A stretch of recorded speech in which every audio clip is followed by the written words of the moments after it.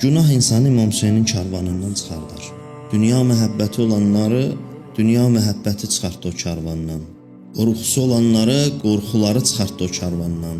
Haqqunnas olanları, haqqunasları çıxartdı o karvandan. Haqqunnas olan insan qeybət eləyər, dili ilə əziyyət verər, nəsə başqasının haqqına girər. O İmam Hüseyin karvanda olmaz, o çıxardarlar onu o karvandan. Sən həm qeybət eləyəcəksən, həm bu karvanda gedəcəksən. Birinin borcu var idi, dedi, zəmanət verir, xanımın borcumu verəcək, icazə ver gəlim, dedi, yox, mən icazə vermirəm. Borcu olan mənlə yola çıxmasın. Məsələn, biz illərlə də bizə deyirlər, qeybət eləmə eləyirik. Danışanda elə şirin gəlir, danışırıq. Fikirləşmirik ki, görəsən, doğrudan bu qeybətlə insan İmam Hüseyin karvanına götürərlər. Bir gün dilivi qoruya bilmirsən, sən oxun nizənin qabağına çıxardın. Elə yaşama ki, İmam Hüseynin karvanı gedə, sən qala qalasan. Qalanlar çox oldu ya.